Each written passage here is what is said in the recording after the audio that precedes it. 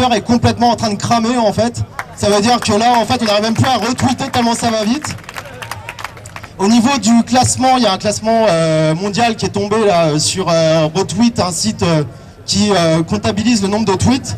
Il faut savoir que Acampada Sol, le Twitter, le hashtag officiel de Madrid, est le premier hashtag mondial.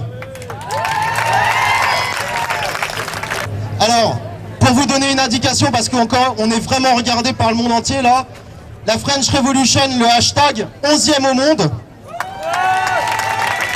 Et là, pour les chiffres nationaux, nous sommes le premier hashtag consulté en France pour French Revolution et Acampada Paris. Et pour la petite boutade, et ça va intéresser tout le monde, on est devant le hashtag de DSK. Et on est devant, et là c'est sportif, on est devant le hashtag de Roland Garros. Comment faire en sorte d'étendre le mouvement en France? C'était déjà de faire en sorte qu'on coordonne toutes les villes françaises. Donc c'est déjà ce qu'on a commencé à faire cet après-midi. C'est vrai que les réseaux sociaux, ça compte beaucoup pour mobiliser du monde. Mais il y a aussi beaucoup de gens qui n'ont pas l'opportunité d'avoir l'information par les réseaux sociaux. Et il faut aller les chercher un par un, que ça soit dans le métro, que ça soit au sortir de la NPE, que ce soit les facs, les lycées, les travailleurs. Certains nous ont même parlé des agriculteurs. Et donc pour ça, il faut qu'on ait des rendez-vous militants. Et ça fait 2 fois qu'on donne des rendez-vous militants et tout le monde applaudit et on se retrouve à une quinzaine ou à une vingtaine et forcément on n'est pas aussi efficace qu'on le voudrait. Aujourd'hui il y avait un rendez-vous militant à 13h30, on s'est retrouvé très peu et on n'a pu faire que seulement 2 diffs dans tout Paris alors qu'il y a 2 millions de personnes dans cette ville et qu'il faut mettre des milliers de personnes dans la rue. Une autre chose aussi qu'on a discuté en Commission France, c'est la nécessité et la volonté qu'on ait des débats de fond pour comprendre la crise financière, comprendre les mécanismes, pour savoir quelles pourraient être nos propositions sur la démocratie. En tout cas, comme à la Puerta del Sol, une bonne volonté de débattre et d'aboutir sur des propositions. Et là-dessus, on n'a pas beaucoup avancé parce qu'on pense qu'il faut passer un cap de mobilisation dimanche et qu'à partir de là, dès dimanche, on peut faire des débats, toujours en termes de mobilisation militante. On va faire un calendrier de toutes les initiatives qui ont lieu en dehors. Comme par exemple, samedi, il y a une manifestation contre le racisme.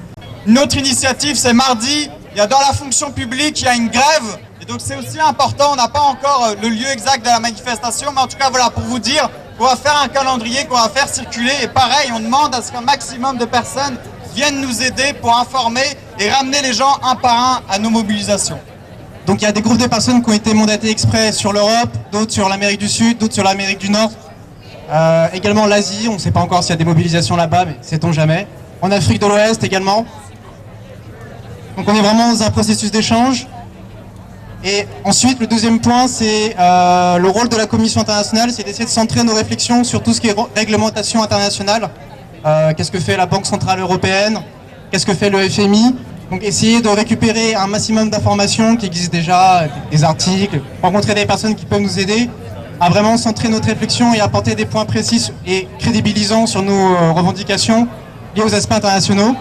La dernière chose, c'est d'essayer de se coordonner pour essayer de faire des événements simultanés dans les différents pays, notamment le 19 juin, donc une date qui est encore à confirmer, et essayer de faire un événement mondial. Donc on a créé 8 sous-commissions de recherche à laquelle n'importe qui peut souscrire si vous voulez.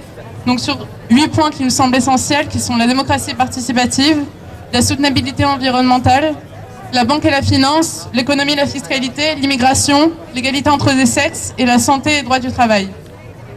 Donc à partir de ces points, on a travaillé sur des propositions plus ou moins concrètes et on s'est divisé en objectifs et en sous-objectifs.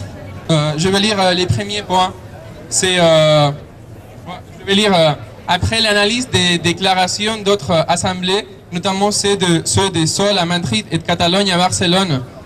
Nous proposons ceci comme les points du consensus des minimums de notre revendication. Alors, les premiers points, c'est l'établissement d'une démocratie réelle ou absolue qui rapproche les personnes au pouvoir de délibérer et décider, parce qu'on pense que les modèles bipartisans actuels éloignent les personnes, nous éloignent de ces pouvoirs qui nous sont reconnus dans les lois fondamentales. Alors, c'est l'établissement d'une démocratie réelle ou absolue. Le deuxième point, ce sera l'établissement d'un système de vie, travail, économie et mode de vie, etc., qui soit pensé pour le bien-être de toute la société et non pas que pour celui d'une petite partie de celle-ci. Le troisième point qu'on va proposer à Madrid comme la voie de notre assemblée, c'est le maintien des valeurs qui rapprochent le système aux personnes, telles que l'égalité, l'accès digne à la santé, l'éducation, etc. Voilà, donc vous avez voté pour les 3 points fondamentaux.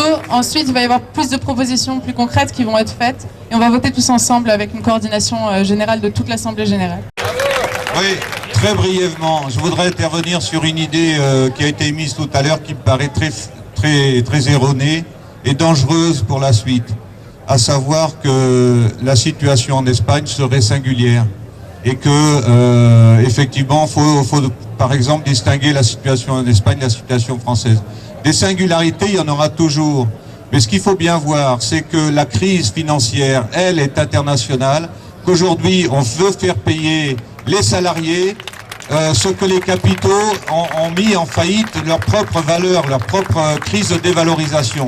Et que cette crise, elle est même liée à une crise dans la sphère de la production, elle n'est pas seulement financière, et elle n'a rien à voir avec la cupidité de certains, comme on nous a fait croire à un moment donné que c'était des financiers particulièrement aventureux et tout.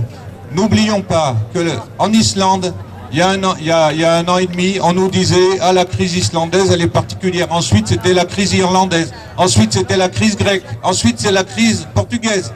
Et la crise espagnole, maintenant.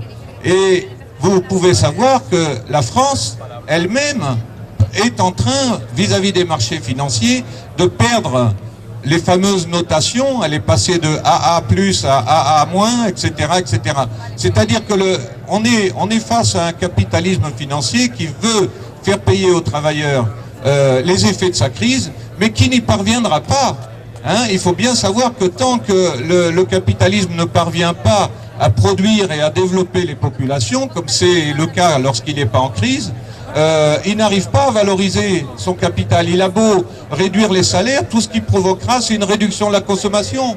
C'est tout, c'est-à-dire que les opportunités de faire du profit seront encore plus rares demain qu'elles sont aujourd'hui. Donc le capitalisme n'a pas de solution.